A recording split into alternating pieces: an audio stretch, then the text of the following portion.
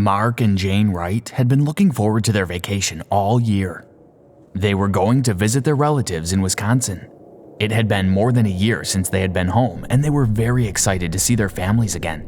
It was a long drive from their home in Chicago, so they set off nice and early, their car packed with everything they would need for their trip. It was a beautiful day, and the couple enjoyed the journey. As they got closer and closer to Wisconsin, they began to get really excited. "I can't wait to see everyone." "I know, me too. It's going to be so much fun." As they got close to their destination, the sun began to set and the day turned into night. "Not much farther, we're nearly there." They left the freeway and drove into the familiar streets of their hometown. But just as they were about to reach their parents' home, Jane let out a shrilling scream. "Ah!" Mark turned to look at her. Her face was white as a sheet. When he saw what she had seen, he screamed too. In front of them, they could see a man standing there. Well, they guessed it was a man. You couldn't really tell because he didn't have a head. In his panic, Mark lost control of the car. It swerved and crashed into oncoming traffic. As Mark looked out of the window of the car, he could see cars crashing into each other left, right, and center. He could tell by the looks on the passengers' faces that they had all seen the same thing that he had seen. He turned to his wife, Jane. "Are you okay? You're not hurt, are you?" No, I'm fine. Did you see that?" Mark nodded. They both sat in the car in a deep state of shock. Suddenly, the car was surrounded by men wearing dark suits. Mark instantly felt that they were there to help. He jumped out of the car. "We've just seen something terrible. A man, well, if you can call him that, he didn't have a head." The men in suits looked at each other. "Did your wife see it as well?" "Yes, she did." "Okay, we're going to give you something for the shock." The men pulled out a needle from the briefcase they were carrying and administered a shot to both Mark and Jane. Welcome back to SCP Exposed. Today we bring you the safe class subject, SCP-2287, Mr. Headless. But before I go on, make sure you like and subscribe and hit that notification bell, or you may end up seeing Mr. Headless yourself. SCP-2287 is a headless humanoid, white male who manifests multiple anomalous properties. Primary among these is that it is able to function as a living being despite lacking a head. The words Mr. Headless from Little Misters by Dr. Wondertainment are tattooed on the lower side of his back. His exposed neck stump is covered with live skin. A radiographic examination has shown that the neck stump has only the bottom 4 cervical vertebrae, but there are no signs of spinal damage. The head-based functions which SCP-2287 is able to emulate include thought, hearing, and smell. He is able to speak, but has not demonstrated the ability to replicate the normal tonalities of a human voice. As well, he claims to be blind. He does not eat or breathe, and he claimed in an interview held with him that his energy source may be some kind of amplified photosynthesis or something. Direct visual observation of SCP-2287's headlessness is not possible.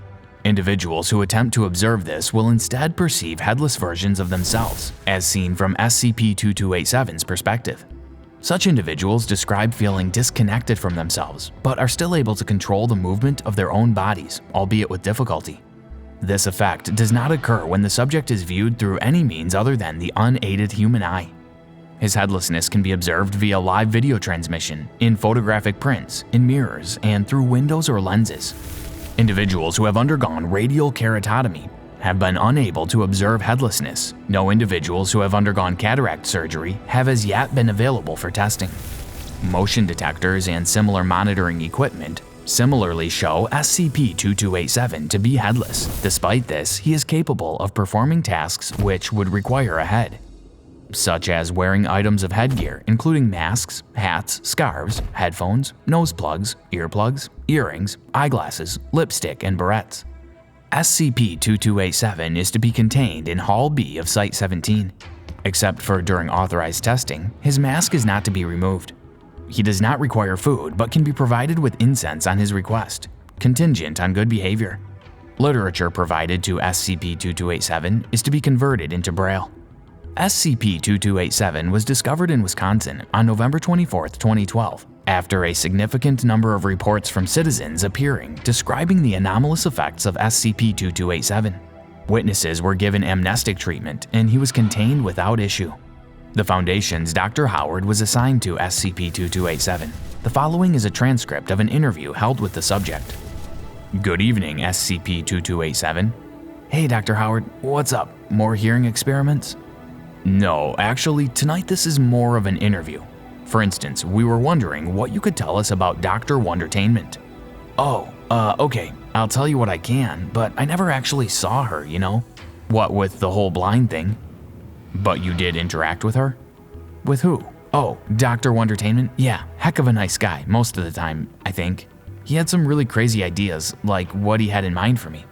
Wait, first you said her, then you said he. What? First you referred to Dr. Wondertainment as a woman, then as a man. I don't understand what you mean. Like Dr. Wondertainment as an actual person? What are you talking about? You're confusing me. But you just said, no, I'm sorry, I must have misheard, my bad. Well, okay, for a minute there, you were making zero sense at all, and they call me headless, ha! Well, when you work for the Foundation for long enough, you discover many situations that don't entirely make sense. You did say, though, that Wondertainment had intended something specific for you? Oh, yes, right. Well, basically, you know how during the holidays there's special holiday-themed products? Yes. So basically, I'm a Halloween special. You follow? That's it? Yep, they sit me out on the porch, I play dead, and when the kids come by, woo! And I sit up and wave my arms at them, show them my stump. Look, everyone's a headless monster. Lurch around, arr, arr. The whole deal.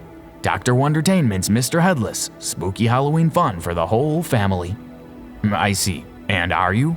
Fun for the whole family, I mean?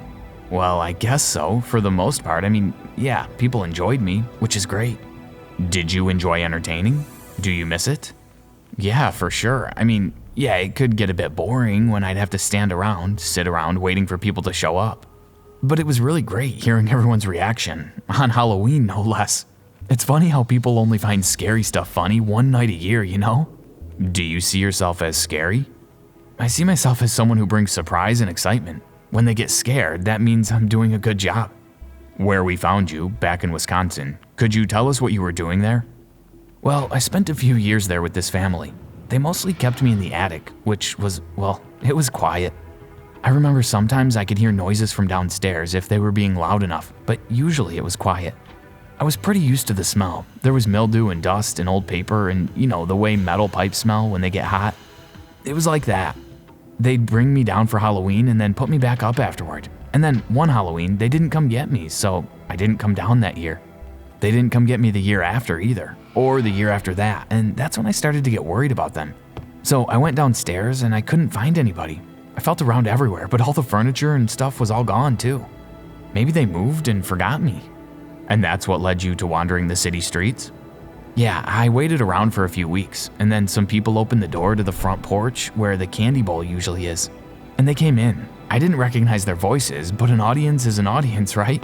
So I went back downstairs from the attic, and they kind of freaked out, I guess. I mean, I'm used to hearing people scream, but not like that. One of them had a, what's it called, metal thing. You hold it in your hand and it makes a sort of pop noise and it smells all chemical and then people get hurt. A gun? Okay, one of them had a gun, which I only found out when I walked up to her and tried to feel her face. Which I admit wasn't the best idea, but, well, I was kind of lonely. I mean, yeah, I should have asked first, but I was lonely and I was excited that there was someone there and I thought it was maybe somebody I knew. But it wasn't, and then there was all the screaming and the gun noises, and this was bad screaming.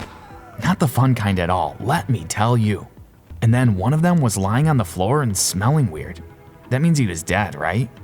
One of them was dead and the others ran away, but they left the door open. So I decided that was as good a time as any to go outside. So then I'm walking in the streets and there's cars all around me and they're honking at each other and making all these crashing noises with glass breaking, and there were a lot of people screaming. I remember there's usually a park close to the house, and I hoped that if I went there with bushes and stuff that I could hide in, I could at least stay out of trouble. So I made it there. I remember thinking maybe if I could get back to Dr. Wondertainment, she could fix things. Help that guy from the house not be dead, figure out what went wrong, where the family went, or get somebody new to take me. And that's pretty much where you guys found me. She didn't send you, did she? No, we intercepted some police reports. Oh. Tell me, why didn't you go back into the house, into the attic? And why didn't you try to leave sooner? Well, the front door wasn't open before that. No, I mean, why did you wait so long before you even went downstairs? Oh, well, I guess I didn't really care. I was just thinking. The attic was really quiet and the smell wasn't too bad and made it easy to think. That's something I do a lot, while I'm waiting, not much else to do. What do you think about? Just things, things in general, the world, what it might be like, what it's like being me, nothing specific, I guess. But for 3 years? Yeah, why? End of log. What did you think of that SCP case? Please leave your comments below.